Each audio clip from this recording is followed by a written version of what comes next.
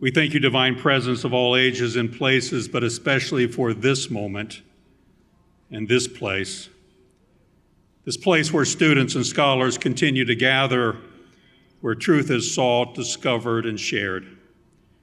As we look out on the class of 2023, we are reminded of the rare gift of having been part of their lives. We have been privileged to share their dreams and their triumphs, their pain, sadness, isolation, and fears, even their disappointments, and finally, their joys. For those moments in this journey when in the daily pursuit of grades and love and belonging, meaning and purpose, we happened upon truth about ourselves and truth about the world, truth that has left us stunned and amazed by its awesome beauty and power. For the times we were lifted up and carried beyond ourselves to see the depths of human suffering on our own campus in Winston-Salem and around the world, and the undeserved privilege we have forgotten to remember. Divine presence, you have ignited the passionate support of parents and trustees, housekeepers and food servers, coaches and trainers, police officers and security guards, RAs and CDs, teachers and researchers, advisors and counselors. We know that you have been with the class of 2023 from New Deek Week to Commencement Day, from early morning classes to late nights at 6 and even later nights with friends. Help us to know your presence on this festive morning. Inspire us to listen deeply for your wisdom in the words of our speakers and presenters, that we might know you and the applause and shouts and tears that will send the class of 2023 on their way. And always, we invoke Spirit, honor Creator, and greet ancestors, the givers of gifts, the senders of dreams, the healers of our wounds, lovers of life. We call now upon their presence. Amen.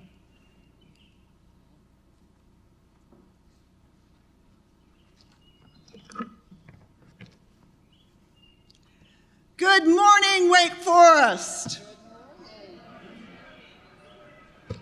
Good morning, class of 2023.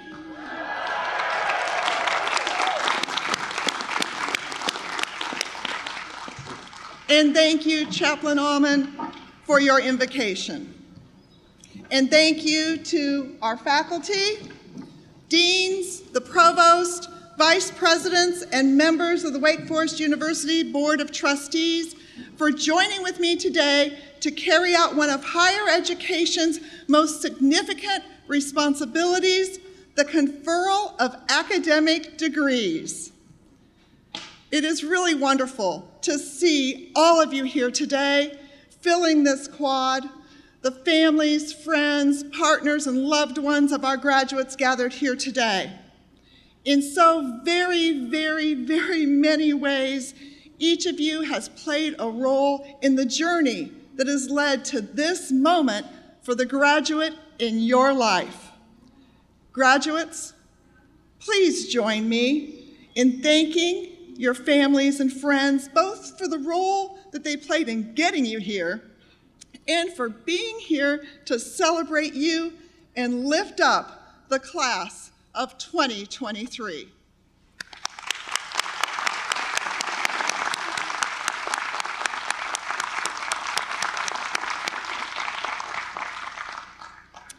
Graduates, we have a momentous morning ahead of us.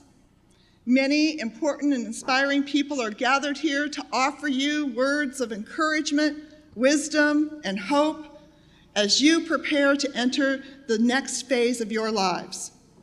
So my message for you is simple, and it is rooted in what I know to be true of you, the class of 2023. Actually, I only have 3 words for you that I want you to carry from this moment and take out with you into the world. You are ready. Across my time in academia, as a university leader, as a faculty member, a graduate student and a college student myself, I've participated in more than 30 commencement ceremonies. And as a lover of traditions, there's no greater moment or more joyous moment in our academic calendar than this moment that we are sharing right now. We can feel the excitement and the celebration in the air. But right underneath, there might be another feeling too: uncertainty. I know we were all dealing with uncertainty over the past couple days and whether or not the weather would cooperate. It did. But I speak to the question of, what will tomorrow bring? Yes, for all of us who have walked across stages like this across the country and the world on days very much like this one, we know that uncertainty is lurking around the corner or whispering in your ear, prompting you with questions perhaps like, did I choose the right major? Should have I taken a few more classes to double major or add a minor? Did I allocate my time in the best ways? Will what I learned here translate to where I'm headed next? Will I find a community? Will I make new friends? And simply, did I do enough? Am I enough? To those of you gathered here with you, your families, your faculty and staff, we empathize with you. You are not alone. We have been where you are now, sometimes at many different stages of our careers. And that is how we know that, yes, you are ready. Now, I know you are ready because you're armed with an exceptional education, one led by a faculty of outstanding scholars in their chosen disciplines who are, at the same time, completely devoted to their teaching. Our faculty chose Wake Forest from among so many other academic institutions, in part for one reason: you. The chance to teach students like you. As one member of the class of 2023 told me over lunch, Wake Forest faculty are completely brilliant, but they never make you feel small. I also know you're ready because of what you have overcome. Your class will go down in history here at Wake Forest and across the country, across the globe, as the class that experienced before and after, all within your undergraduate experience. For those of you who arrived here in the fall of 2019, you were excited about what lay ahead. And in the spring of your first year, and I say this without irony or drama, the whole world changed. During the pandemic, you were tested. Indeed, all of us were. You navigated a once-in-a-lifetime global crisis while also adapting and learning right along with us about how to continue your education amidst deep uncertainty and even fear. And here you are today.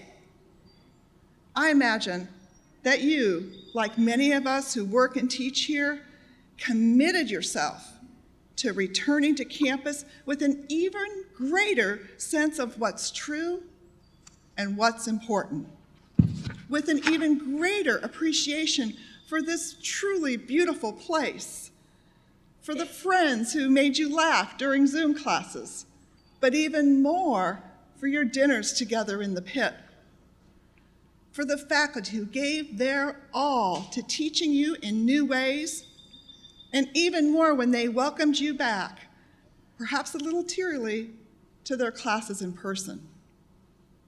And for the staff who helped you get through the toughest of times and who celebrated your triumphs as life here settled back into a new rhythm on campus. You did something that no other graduating class will hopefully ever experience again. And you are so much stronger and more resilient because of it.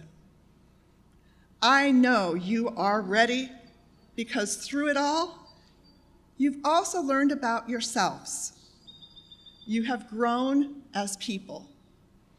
And it is this knowledge, truly understanding who you are, what is important to you, what you value, who you want to be, that will carry you through the inevitable bumps, twists, and turns, the uncertainties that lie ahead. Now, those of us who are just a little bit older than you have a lot to learn from you, too.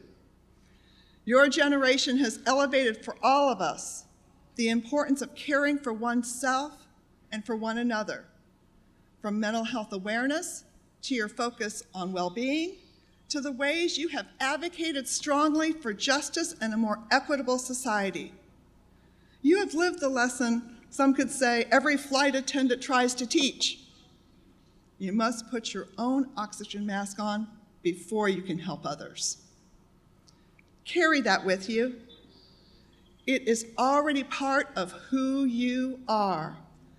You have to care for yourself in order to effectively care for others, in order to take all that you have learned here and go out into the world and be a catalyst for good. The biochemist Marie Daley, who was the first African-American woman to receive a PhD in my field, said, "Courage is a habit, a virtue. You get it by courageous acts. It's like you learn to swim by swimming. You learn courage by couraging." I urge you, class of 2023, to be courageous in the face of your next steps and any accompanying uncertainty, because you are ready. You have everything you need. The path before you will reveal itself with each step forward. Trust yourself. You've gained the skills and knowledge you need to live fulfilling and purposeful lives, to lead with integrity and courage, to be catalysts for good in society, and to embody pro humanitate at home and in the world. And I have great news for you. Wake Forest will always be here to welcome you home again. Congratulations, and my very, very best wishes to you on this most special day.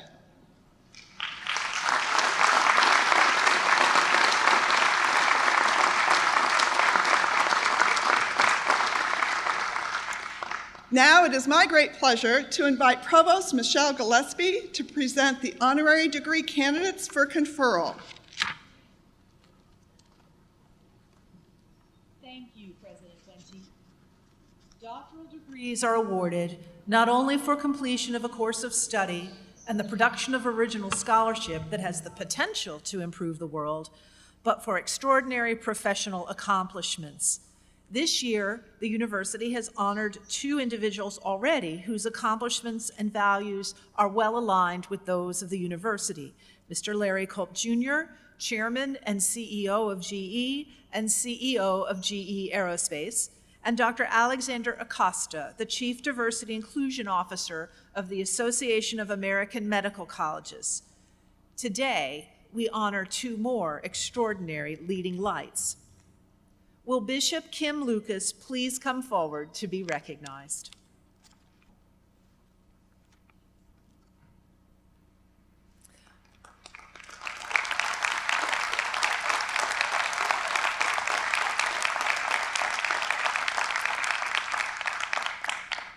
The Right Reverend Kimberly Kim Lucas is a groundbreaking faith leader who is shaping a broader and more inclusive church as the 11th Bishop of the Episcopal Diocese of Colorado.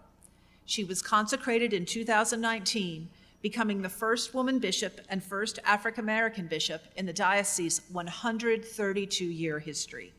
Bishop Lucas is a transformative leader in a new church landscape, inspiring her faith community to embrace Christian love as the bridge that connects congregational life with the world. Bishop Lucas is one of only 7 Black women clergy currently serving as diocesan bishops. She has been featured in Westina Matthews' recent book, This Band of Sisterhood, Black Women Bishops on Race, Faith, and the Church, which celebrates profound change in the Episcopal Church. In her essay, Bishop Lucas recognizes the importance of sharing her story as she forges a path for future faith leaders from underrepresented groups. As an advocate for a church body that reflects the diverse population it serves, Bishop Lucas encourages church members to be present, visible, and welcoming with people in the larger community. Since she began her ordained ministry as rector for Christ Church in Pittsburgh, she has empowered her congregations to be bold disciples. Following her ministry in Pennsylvania, she was called to serve in North Carolina, first as priest associate in Chapel Hill, and then as rector for Raleigh's St. Ambrose Episcopal Church. Before her election to bishop, she served as rector of St. Margaret's Episcopal Church in Washington, D.C. from 2012 to 2019. We especially proudly share that Bishop Lucas earned a Bachelor of Science degree in biology from Wake Forest University. She earned a Master of Divinity from Union Theological Seminary in New York. In service to the Episcopal Church, Bishop Lucas has been a member of the Standing Committee and the Commission on Ministry for the Diocese of Washington, and she was on the Diocesan Council for the Diocese of North Carolina.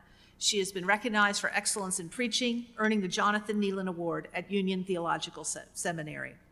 For her exceptional ability to cultivate deep faith, development in pursuit of a more humane society, for embodying Pro Humanitate in her efforts to build a more inclusive, diverse, and welcoming congregation, and for serving as a fearless trailblazer, navigating new paths for future faith leaders, the Right Reverend Kimberly Lucas is recommended for the degree of divinity.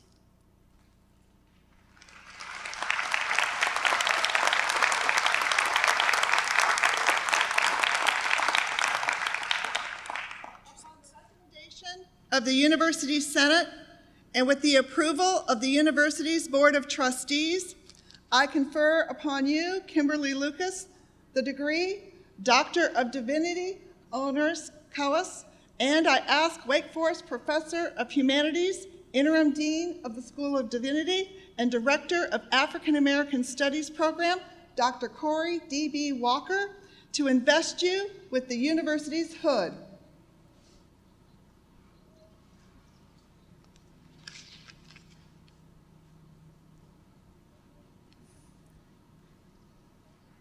Congratulations.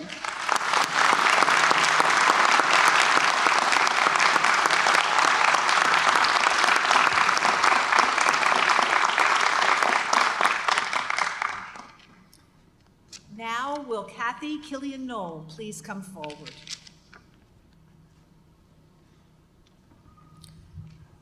Founder of Seattle's Recovery Cafe and co-founder of Samaritan Inns in Washington, D.C., Reverend Kathy Killian-Knoll is a passionate believer in authentic community and its profound power to heal. Her Recovery Cafe model, which has been replicated across the country, offers a holistic and inclusive approach to rehabilitation that transforms the lives of people struggling with homelessness, addiction, and mental health challenges. Reverend Knoll's visionary work as an author, pastor, and community builder is grounded in her deep belief in the sacredness and oneness of the human family. In her early 20s, Reverend Knoll began her humanitarian journey on the Gaza Strip, teaching and counseling teens in the war-torn Middle East. Her pastoral ministry led her to Washington, D.C., where she co-founded Samaritan Inns in 1985 to provide community-oriented housing for those traumatized by homelessness and addiction. After moving to Seattle nearly 20 years later, she founded the Recovery Cafe, which facilitates healing through peer-based support and radical hospitality. Since the Seattle Cafe's launch in 2004, Reverend Knoll's innovative approach to therapy has gained traction nationwide through a cooperative called the Recovery Cafe Network, a collective effort to transform lives using shared resources and strategies. Today, there are 67 Recovery Cafe communities in the US and Vancouver, Canada. Reverend Knoll has written 2 books about the pivotal role of community in the journey to well-being, Descent into Love and Finding Our Way Home. We are proud to share that Reverend Knoll earned a Bachelor of Arts degree from Wake Forest University in English. She earned her Master of Divinity degree from Yale Divinity School, and she has been honored with the Distinguished Alumni Award from both schools, as well as a 2017 Honorary Doctor of Divinity degree from Wake Forest. For serving as an example of human compassion that urges us to believe in people who have stopped believing in themselves, for founding a therapeutic community of radical hospitality that has lifted up thousands and created a positive ripple effect as her approach has been replicated, and for reminding us that our fundamental commitment to human flourishing is grounded in our sacred connection as a community, Reverend Kathy Killian-No is recommended for the degree of Doctor of Humane Letters.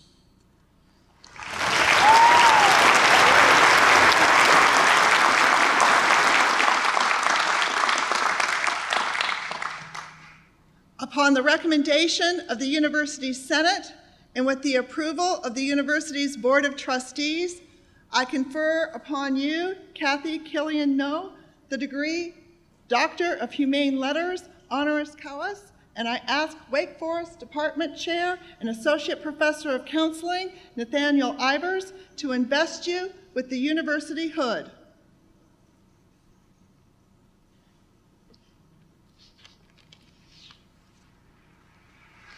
Congratulations.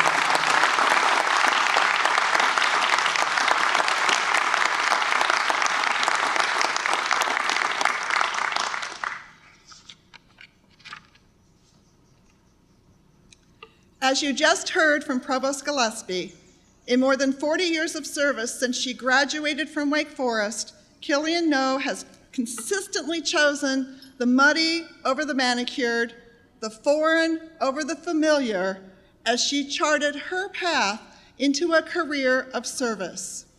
And in doing so, No has transformed countless lives across the world. Killian-No represents the best of us. For her, pro humanitate is an action, a verb. She embodies it in the world every day.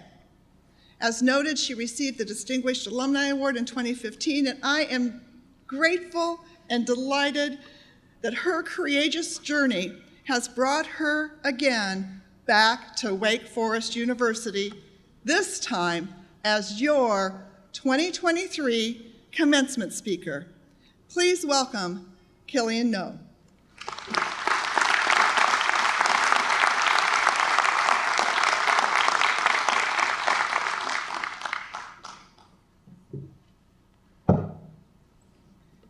I'm back.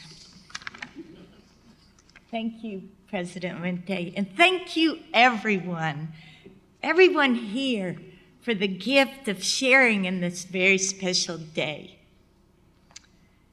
Two highlights from my time at Wake were running on the women's cross-country team and taking a course with the iconic Professor Ed Wilson on the Romantic poets. Unfortunately, that course didn't help my dating life while I was at Wake. A year after my graduation, I met a super smart, super cute runner from Boston. For me, it was love at first sight. After we'd been running together 2 or 3 weeks, I said to this runner from Boston, "Hey, you remember that first day we met? I remember thinking that first day, I really like this guy. What were you thinking that first day?" He paused and responded, "I was thinking, she really likes me." Clearly, I have no game. But I have been married to the runner from Boston for the past 41 years.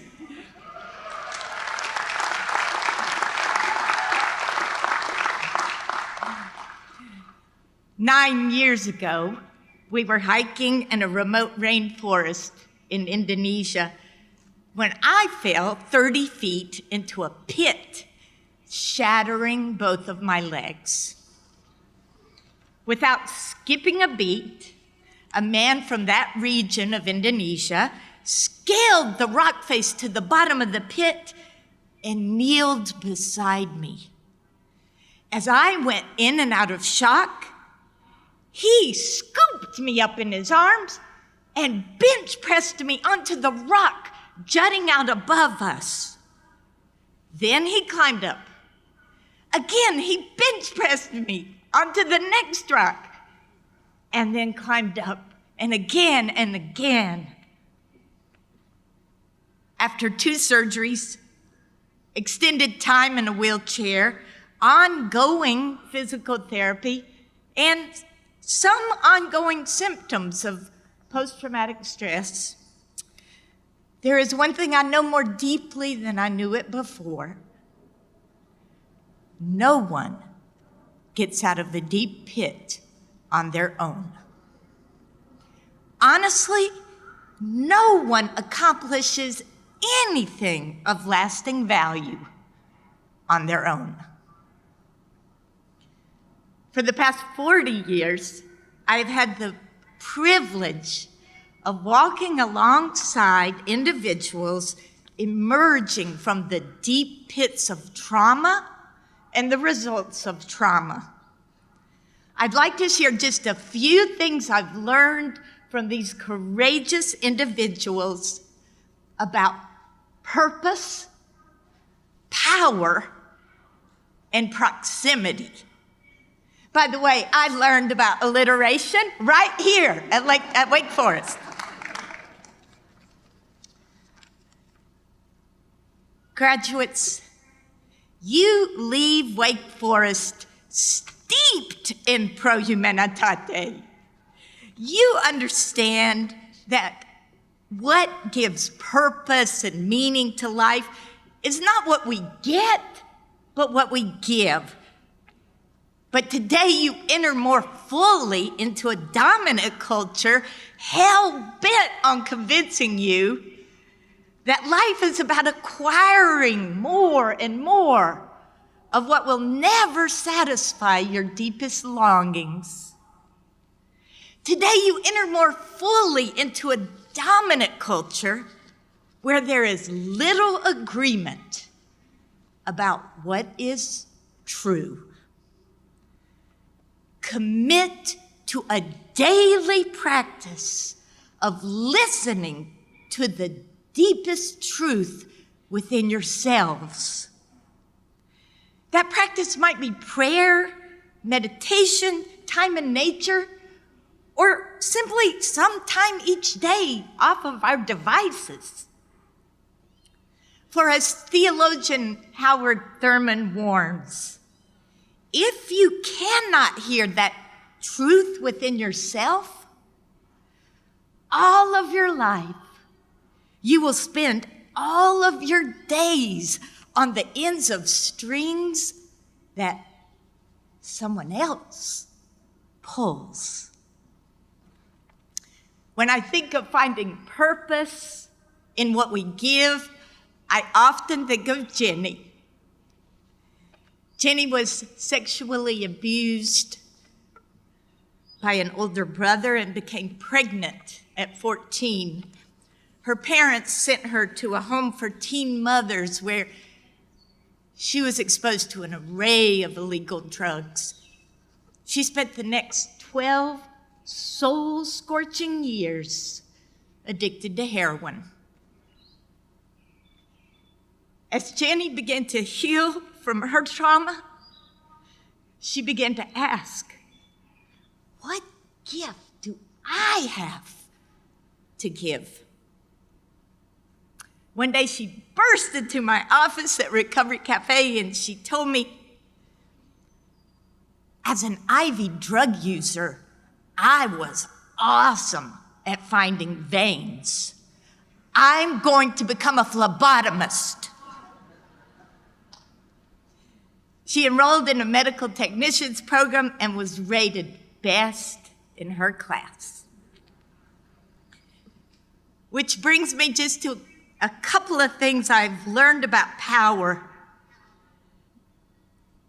None of this is new to you, but There is a power, a love force within us all. It is not just in some of us.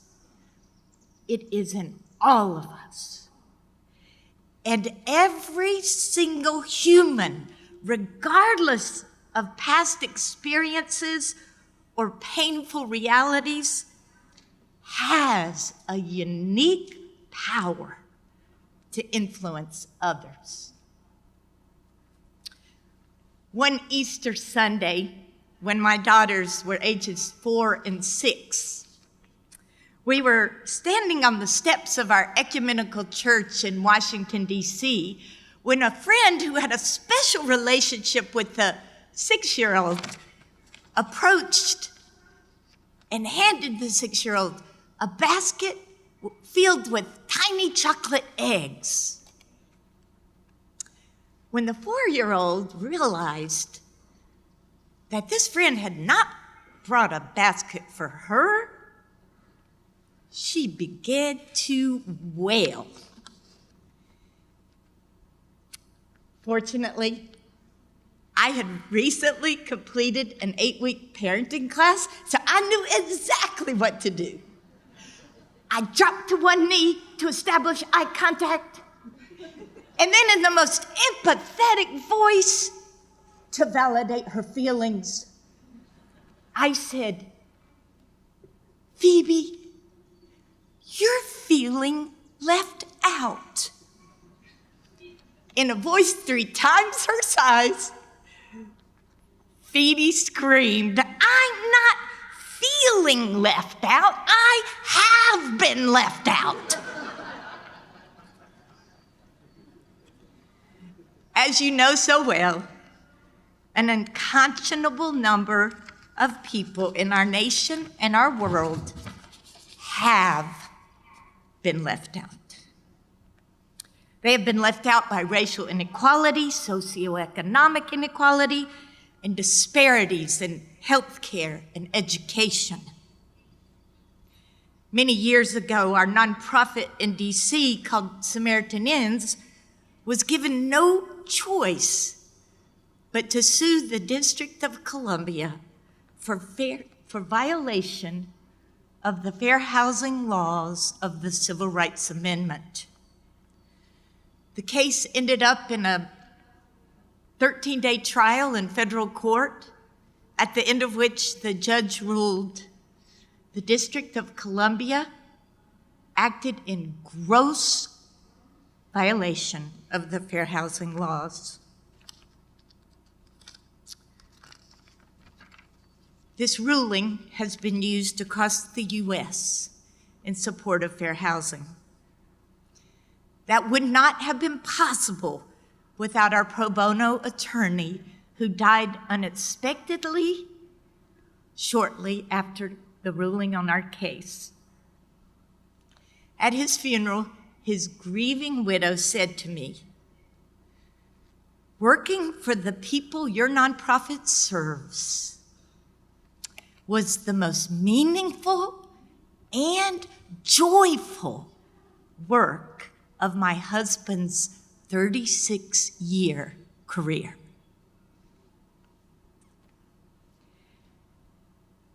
Graduates, you may become a lawyer, a teacher, a software engineer, a pastry chef, a parent, or a phlebotomist.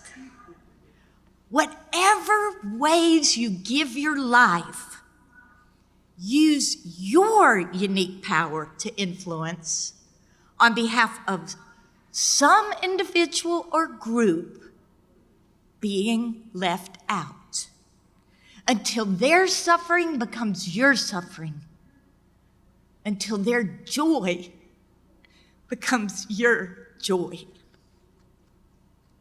Then, under their leadership, inspired by their courage, enlist in the struggle to transform systems that perpetuate exclusion. For we deny the oneness of the human family at our own peril. Which brings me to my final P word, proximity.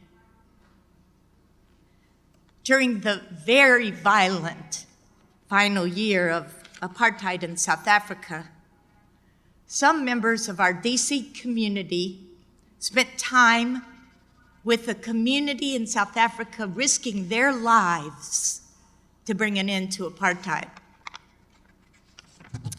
One of the members of that South African community, Silulama, shared something with me I have never forgotten.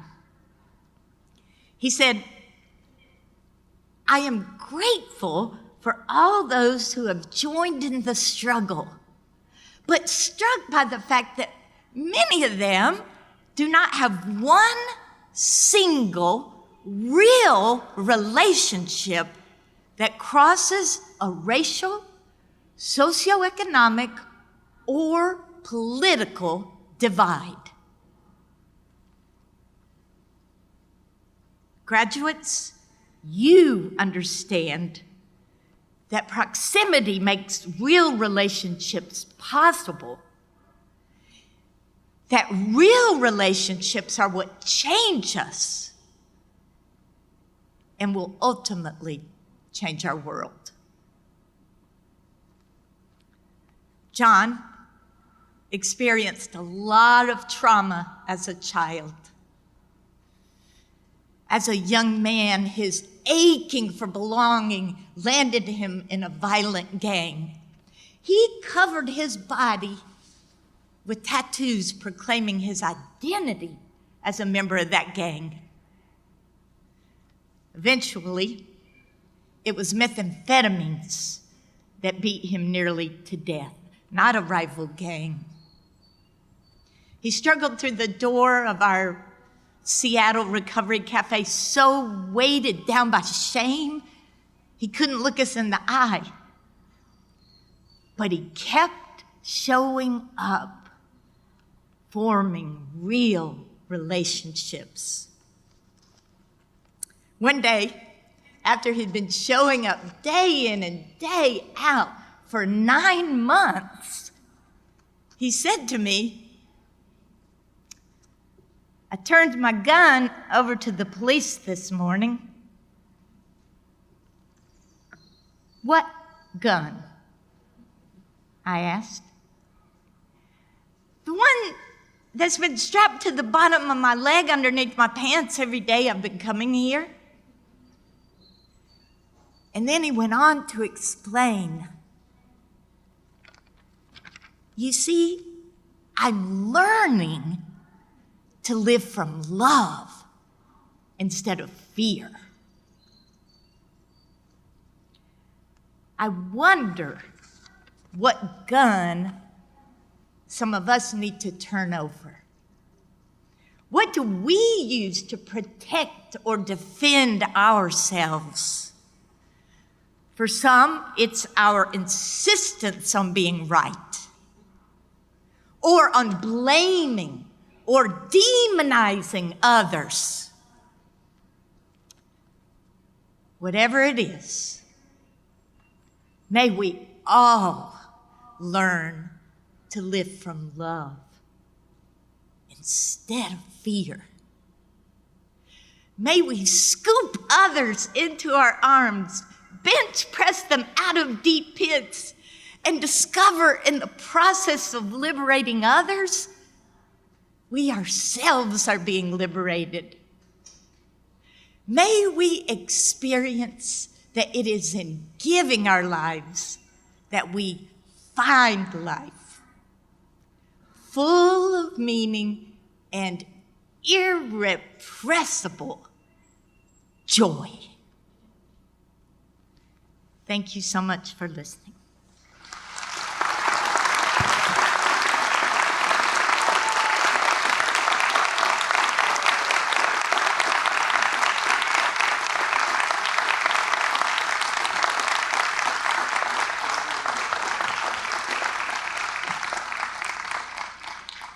Thank you so much, Reverend No, for such a courageous being such a courageous and inspiring exemplar of pro humanitate. Thank you for those powerful, inspiring, insightful words this morning that I know will guide our graduates for the rest of their lives. When you ask anyone about what makes Wake Forest such a special place, you're very likely to hear it's the faculty. I've been a faculty member, dean of the college, and now provost of Wake Forest, and I can confirm that our faculty, along with our students, are the heart of our university. Our faculty's commitment to our students, to providing a transformative education, and to ensuring our students' whole development is extraordinary. The fact that our graduates are sitting here today is obvious testament to their work, and I believe that it's certainly true that each one of our graduates, or about to be graduates, has developed close connections with faculty that have positively, even profoundly, shaped the course of their lives and will continue to do so. As our new graduates venture on to their next journey, so too will some beloved members of our faculty. 30 university faculty will retire at the end of this academic year. Each has served the university with commitment and distinction. It is my privilege to honor these outstanding faculty as I draw your attention to the screens behind me and above me, where all the faculty are listed. Will all those retiring faculty here with us today please stand now and be recognized?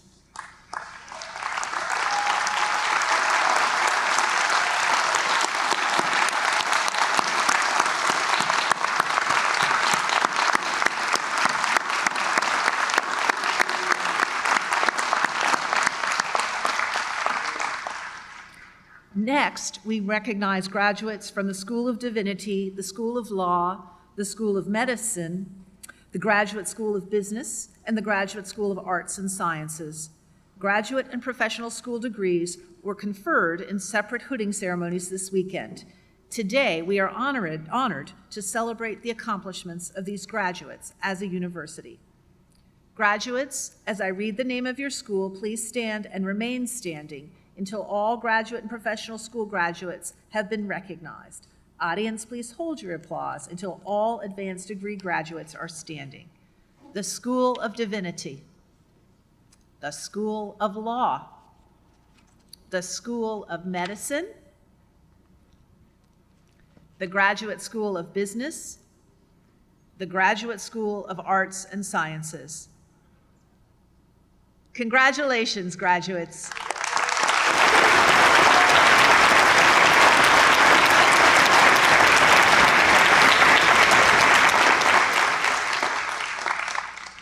I now invite President Wente to the podium for the conferral of undergraduate degrees.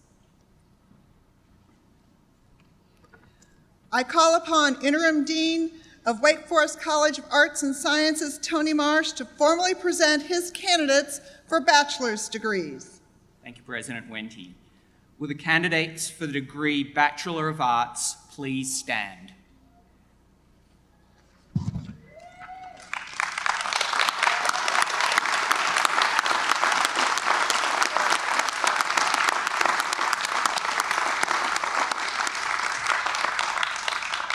President Wente, these candidates will have met all of the requirements for the degree Bachelor of Arts, and it is with pleasure that I present them to you on behalf of the faculty of Wake Forest College of Arts and Sciences for the conferral of their degree. By virtue of the authority granted me by the Board of Trustees, upon the recommendation of Interim Dean Tony Marsh and the faculty of Wake Forest College of Arts and Sciences, and upon successful completion of all degree requirements, I confer upon you the degree Bachelor of Arts.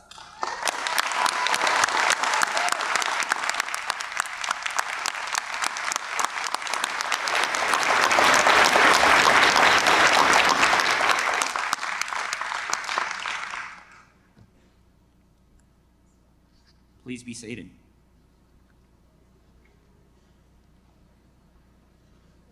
In the Wake Forest College of Arts and Sciences, will the candidates for the degree Bachelor of Science please stand?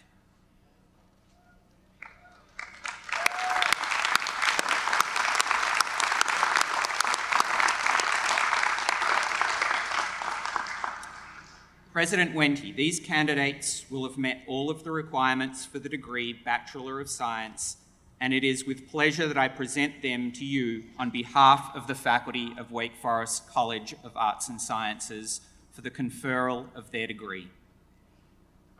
By virtue of the authority granted me by the Board of Trustees, upon the recommendation of Interim Dean Tony Marsh and the faculty of the Wake Forest College of Arts and Sciences, and upon successful completion of all degree requirements, I confer upon you the degree Bachelor of Science.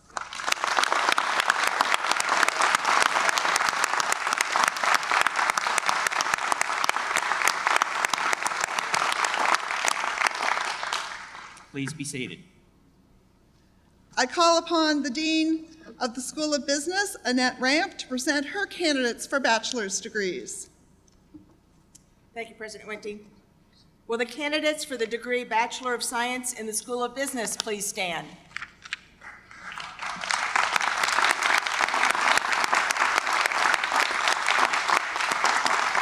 President Wente, these candidates will have met all of the requirements for the degree Bachelor of Science, and it is with pleasure that I present them to you on behalf of the faculty of the School of Business for the conferral of their degree.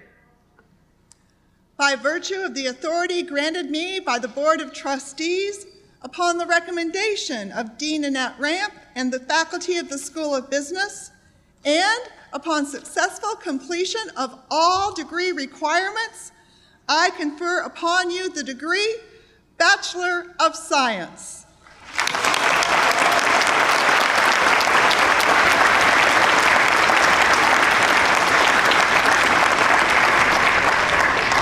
And now, would all the graduates please stand? I present to you the Wake Forest University graduating class of 2023.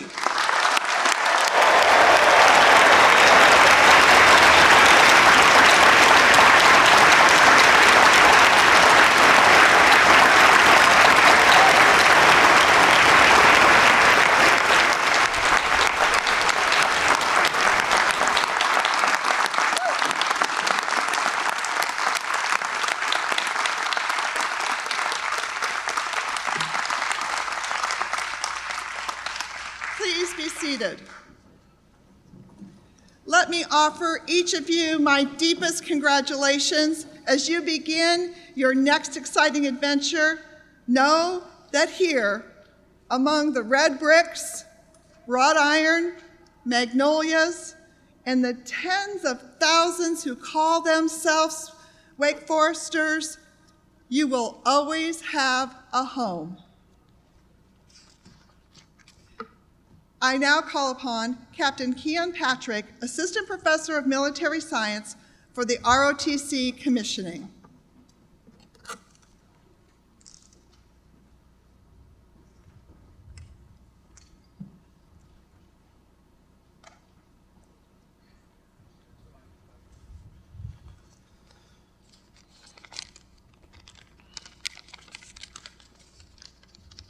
Good morning, ladies and gentlemen. As the Assistant Professor of Military Science for our ROTC program, it is my honor to congratulate our graduating cadets for their remarkable achievement. You have completed a rigorous program that has prepared you to serve your country with honor and distinction. Throughout your time in this program, you have demonstrated an unwavering commitment to upholding the highest Army standards. Your dedication and hard work have resulted in a training environment that is better suited for the cadets who will be fulfilling your duties next semester. Your tireless efforts have made a lasting impact on this program, and you should be proud of the legacy you leave behind. In addition to your work in the classroom and on the field, you have also served as mentors to the cadet battalion, especially the freshmen. Your leadership, guidance, and support have been invaluable in helping them adjust to the demands of this program and prepare for their future roles as Army leaders. In addition to your work, finally, I want to acknowledge the high bar you have set for the following commissioning class. You have set new expectations for excellence, and I have no doubt that they will rise and meet that challenge. As you move forward in your careers, remember the lessons you have learned here and the values you have embraced. Always remember that you are a part of a proud tradition of service to our country, and that you have the skills and knowledge necessary to meet any challenge that comes your way. Congratulations, and thank you for your service to our nation.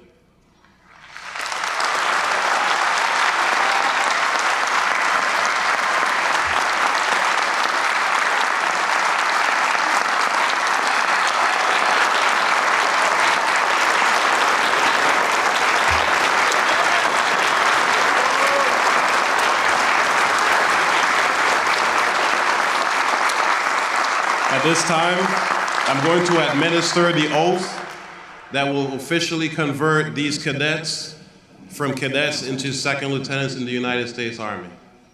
Cadets, please raise your hand and repeat after me. I state your name. I, Samuel Gray Williamson. Having been appointed an officer in the Army of the United States. Having been appointed an officer in the Army of the United States. Do solemnly swear. Do solemnly swear. I will support and defend. Support and defend. The Constitution of the United States. The Constitution of the United States. Against all enemies, foreign and domestic. Against all enemies, foreign and domestic. That I will bear true faith and allegiance to the same. And I will bear true faith and allegiance to the same.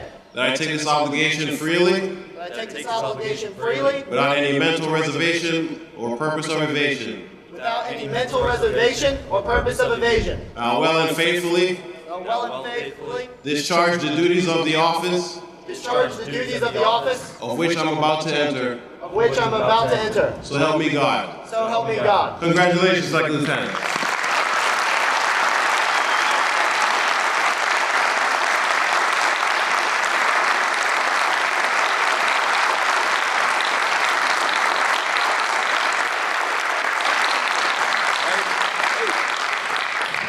Forward, march. Left, left, left, right.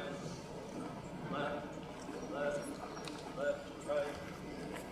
Left, left, left, right.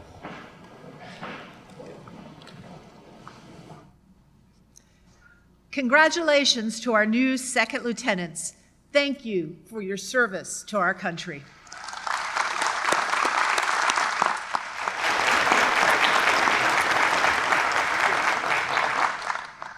Before we begin the undergraduate diploma ceremony, I would like to again congratulate and thank our graduate and professional school graduates. And during the forthcoming musical interlude, you may be dismissed if you wish, and we wish you all the best.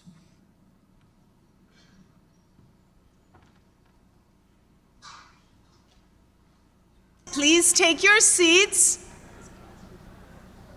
And welcome to the undergraduate diploma ceremony, in which we individually recognize each undergraduate who has earned a bachelor degree, and also those participating with the class of 2023. To begin this ceremony, I call on the Student Government President, Pilar Aguadello, to provide remarks from the class of 2023.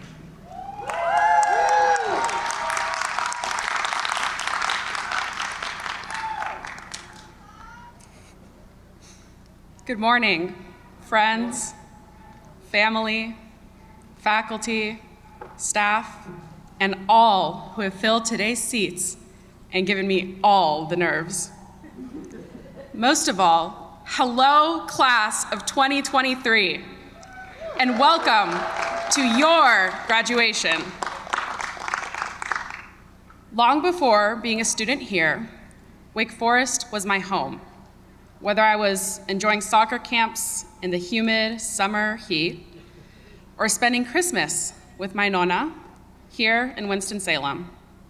This place has not just been where I spent 4 years of college, but where I learned that soccer was not for me, that I hated humidity and allergies, where my family celebrated the life of my grandmother, and where we would enjoy our Lexington-style barbecue at the original Little Richard's.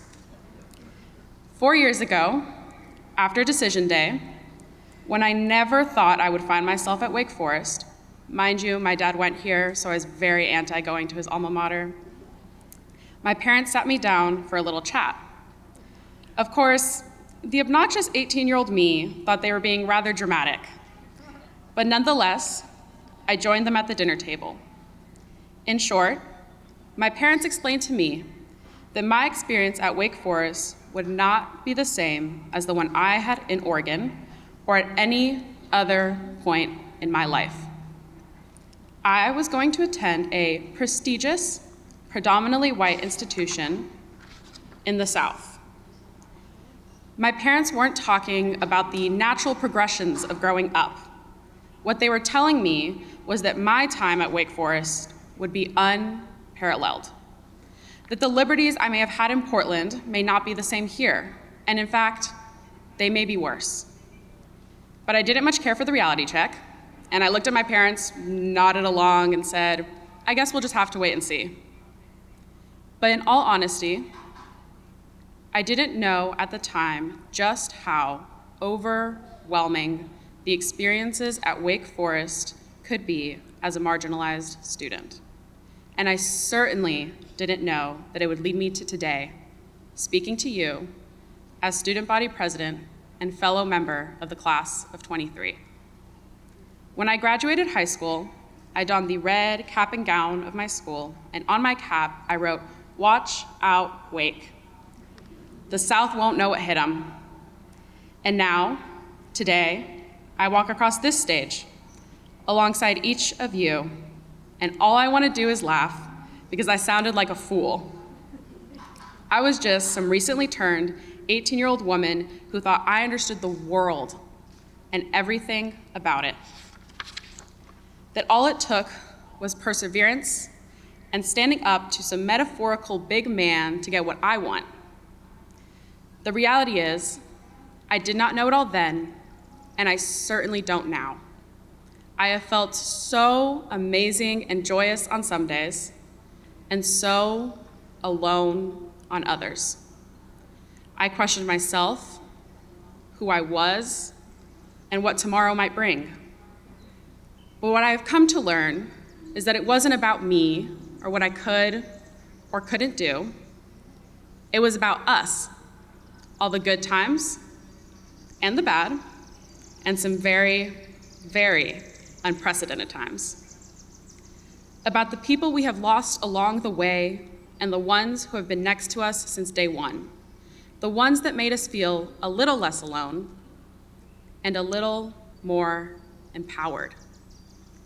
So when I donned that red cap and gown 4 years ago, I was naively bold. But today, I walk across this stage, maybe still a little bold, but also knowing I do not know it all. And that is okay.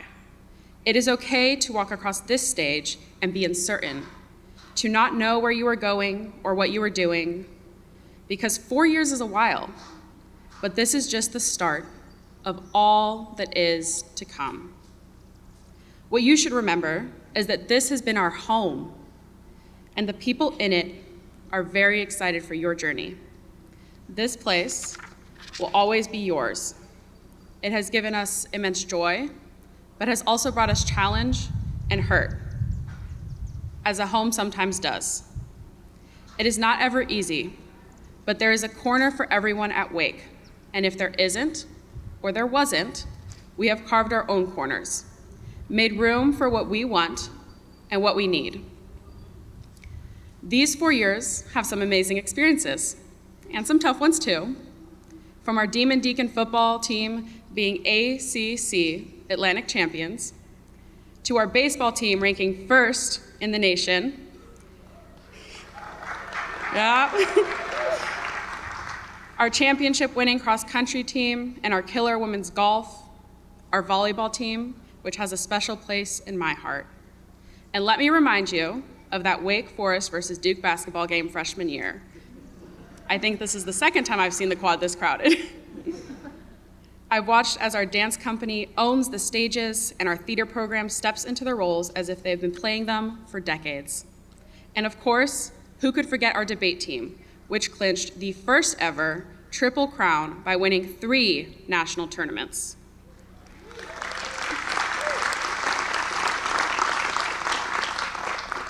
We have had it all and seen it all, and that is because of us. We've had new presidents and provosts and vice presidents and, well, you get the point. We've learned from people like Madeleine Albright and heard from Kristen Chenoweth.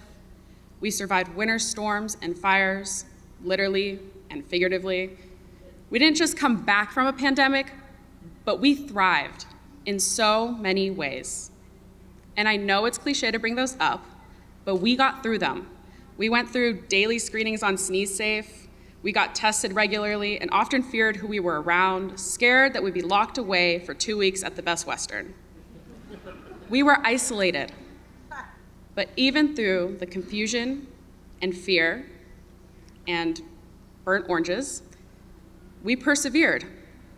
We kept going. And now we are all here today to walk across this stage. I always hear passing comments about graduation really being for our families. And it is, but it is also for us, especially considering what we went through to get here. Some of us fighting unimaginable battles to even make it to class, and others clicking join Zoom and going right back to sleep. Regardless of the journey you took to get here, you should feel pride in that. Be proud of yourself. I'm here to remind you of that this day is also your day.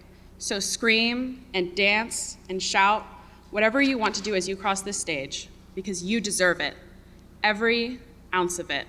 Because without any of you, none of us would be up here. Thank you.